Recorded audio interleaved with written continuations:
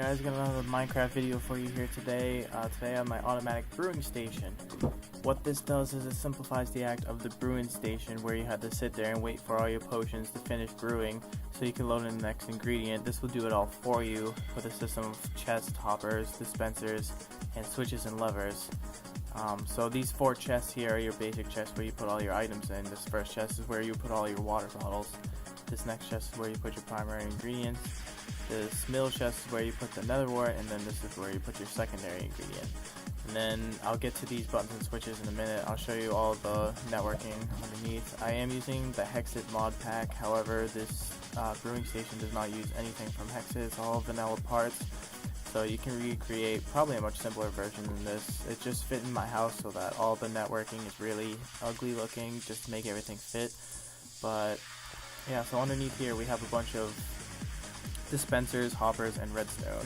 I'll start over here. This is the series of hoppers that lead into the dispenser where the water bottles will get shot out. And this dispenser has a redstone circuit that leads up to a button, which if you push a button 3 times you'll fully load your brewing stand. Unfortunately, I couldn't get the redstone to wire properly to get it to load 3 items at a time, like the redstone bug that people used to use. However, that was fixed in the redstone update. So the only way I could think of doing it was by pushing a button 3 times. I'm not that good with redstone, so that's the best I could come up with. Upon doing this part, however, I ran into a problem where if you have a hopper underneath the brewing stand and the hopper leads into the brewing stand, the bottles of water will bypass the brewing stand and go straight into this bottom hopper and into the chest as just a bottle of water without actually brewing it. The way I solved this is I put this circuit of redstone here, and when activated it will lock this hopper so that all the potions will stay in the brewing stand and won't allow anything to pass through until this redstone circuit is deactivated. And so that will allow time for this piece right here to work. What this piece is right here is all of these are your ingredient trays that lead into their proper dispensers. This middle one right here is the nether wart, and this one gets activated first because it's directly connected to the redstone circuit. We have another one right here and another one right here. This one is your primary ingredient. It's set on a 1-tick repeater, and this one's on a 3-tick repeater. And this makes it so that your nether wart will go in first, your primary ingredient will go in second, and your secondary ingredient will go in third, so that all the ingredients will go inside of the brewing stand in the correct order in order to make the potion in the correct order. And this is activated by using that lever that is up there in the upper right hand corner. So I will go and demonstrate this for you. First thing you do is you load in your water bottles, and those will go through the hopper circuit into the dispenser that I showed you. The next part is a bit tricky. You have to actually lock the hopper first so that this redstone signal gets activated and that hopper gets locked so we can load in the water bottles. Next is that button that I was talking about. Push it once, twice, and 3 times. And then if we go back down there, we can see that we have a brewing stand that's completely filled, and since that hopper is locked, they stay in the brewing stand. And the next step is to add our ingredients. It doesn't really matter what order you add them in. So our primary in this case is going to be sugar, nether wart is nether wart, and secondary is glowstone, and this will make us a swiftness potion with speed 2. So all those are loaded into our hoppers, and now to dispense them we pull this, and you can hear the 3 dispensers going off in a delayed fashion.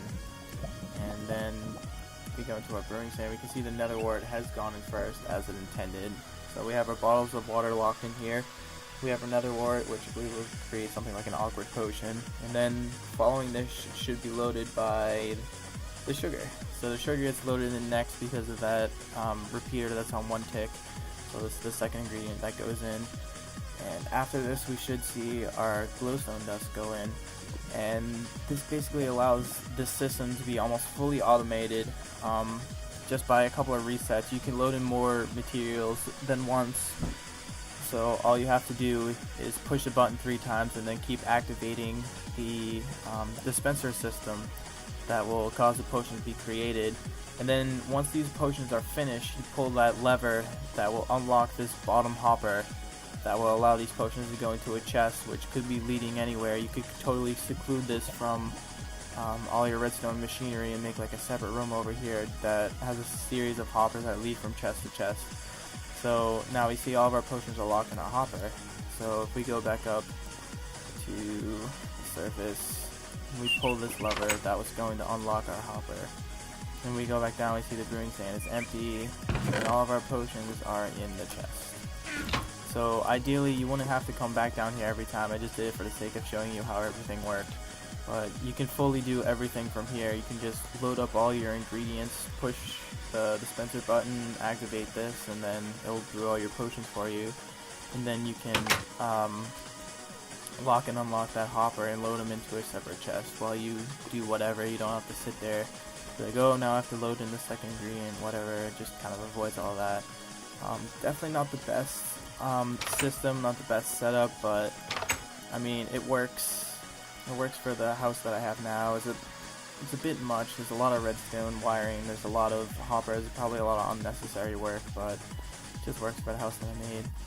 So yeah, if you guys have any questions, you can leave them in the comment section below. If you guys like the video, leave a like. If you want more videos, you can subscribe. And I'll see you guys later with the next Minecraft video.